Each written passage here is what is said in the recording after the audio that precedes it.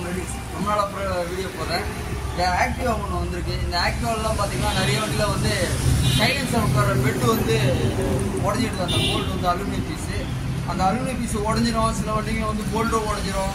இப்போ வந்து ஆக்சிடென்ட் ஆச்சுன்னா அதை பாருங்கள், இது பாருங்க ரெண்டு ஃபிட்டிங்குமே பாருங்க. இது ஒரு ஃபிட்டிங் மேல் ஃபிட்டிங், இது கீழே வர ஃபிட்டிங்கு. இந்த ரெண்டு ஃபிட்டிங்குமே வந்து பார்த்தீங்கன்னா நிறைய வண்டியில் வந்து இப்போலாம் உடஞ்சிடுது. ஒன்று ஆக்சிடென்ட் ஆகிடும்.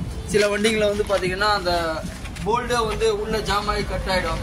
கரெக்டாக போய் லாக் ஆகிடும் த்ரெட்டில் வந்து. அதை கேட்டு சொல்லணுச்சுன்னா த்ரெட்டு கட் ஆகுது. சில வண்டிகள் சும்மாவே கட் ஆகுது. அதுமாரி நிறைய ப்ராப்ளம் வருது. இப்போ நம்ம என்ன பண்ண போகிறோம்னா அந்த த்ரெட்டுக்கு பதிலாக டேரெக்டாக ஹோல்ஸாகவே போட்டு பேக்கில் வந்து பார்த்தீங்கன்னா அலுமினியம் பீஸ் வந்து லைட்டாக டேப்பராக இருக்கும். நான் உங்களுக்கு வீடியோவில் காட்டுற மாதிரி இருக்காது. அந்த இடம் டேப்பராக இருக்கும். அந்த டேப்பரை வந்து நம்ம வந்து ஒன்று வெல்டிங் எக்ஸ்ட்ரா பண்ணி நெட்டு வந்து கரெக்டாக சீட்டிங் வர மாதிரி ஒன்று பண்ணணும். அந்த நெட்டிங் வந்து லாக் நெட்டாக போட்டிங்கன்னா உங்களுக்கு லூஸ் ஆகாது அவ்வளோ சீக்கிரமாக. நம்ம என்ன பண்ணுறோன்னு பாருங்கள். ஃபர்ஸ்ட் ஆஃப் ஆல் நம்ம என்ன பண்ண போகிறோம்னா இப்போ வந்து இன்ஜினை வந்து இறக்கிட்டா நம்மளுக்கு கொஞ்சம் ஃப்ரீயாக இருக்கும் நம்ம வேலை செய்யறதுக்கு. பட்டு இன்ஜினை இறக்கணும், இப்படியே பற்ற வைக்கலாம். பட் இன்ஜினை இறக்கிட்டு பண்ணோம்னா நம்மளுக்கு வந்து கம்ஃபர்டபுளாக இருக்கும் வெல்டிங் பண்ணுறதுக்கு. இப்போ இன்ஜினை இறக்கிடலாம், ஓகேங்களா? பாருங்கள், இன்ஜின் இறக்கியாச்சு. இன்ஜின் இறக்கணுன்னு பார்த்தீங்கன்னா அந்த வெல்டிங் பண்ணுற இடத்துல வந்து ஃபுல்லாகவே டஸ்ட் அதிகமாக இருக்கும், மண் அதெல்லாம். அது வந்து ப்ரஷ்ஷை வச்சு நல்லா ஃப்ரீயாக க்ளீன் பண்ணிவிட்டு ரஸ்ட் இல்லாத அளவுக்கு, ஓகேங்களா, ரஸ்ட் இல்லாத அளவுக்கு க்ளீன் பண்ணுறோம், நல்லாயிருக்கும். இப்போ அந்த இடம் பாருங்கள், நான் சொன்னேன் பார்த்தீங்களா டேப்பராக இருக்கும்ன்ட்டு. அந்த இடம் தான் டேப்பராக இருக்கும். அதை வந்து ஸ்ட்ரெயிட்டாக மட்டமாக வச்சு வெல்டிங் பண்ணிட்டு நெட்டு போடுற மாதிரி பண்ணிக்கணும் அந்த ஸ்டெப்பில், ஓகேங்களா?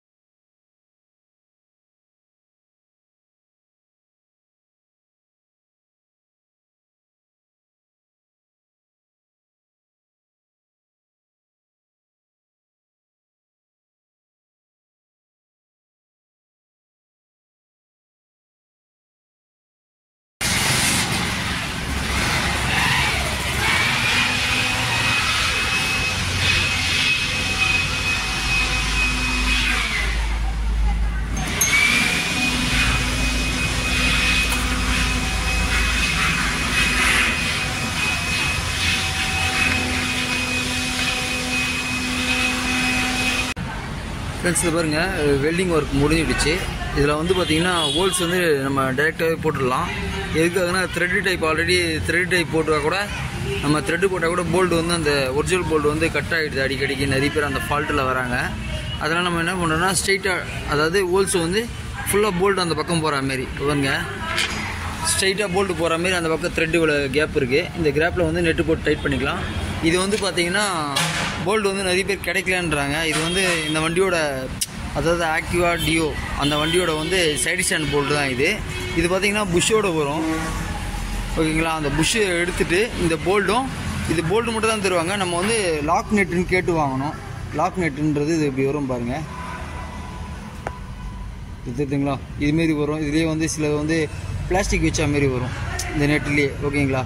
அதுமாரி நெட்டு போட்டோமா நம்மளுக்கு வந்து டைட் பண்ணால் கூட லூஸ் ஆகாது அவ்வளோ சீக்கிரமாக. பட் போல்டு உடஞ்சாலும் தனியாக வந்துடும். நம்ம அடுத்தது வேறு போல்டு போட்டு டைட் பண்ணிக்கலாம். நிறைய வண்டியில் பார்த்தீங்கன்னா நானே கூட போட்டிருக்கேன், த்ரெட்டு போட்டிருக்கேன். அதில் வந்து நிறைய பேர் வந்து ஃபால்ட்டு, இதுமாரி போல்டு உடையுது, நாங்கள் எதுவுமே செய்யலான போல்டு உடையுது அப்படின்னு சொன்னாங்க.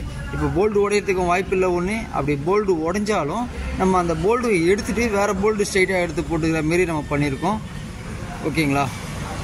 இதுமாரி ட்ரை பண்ணி பாருங்கள், பக்கவாக இருக்கும்.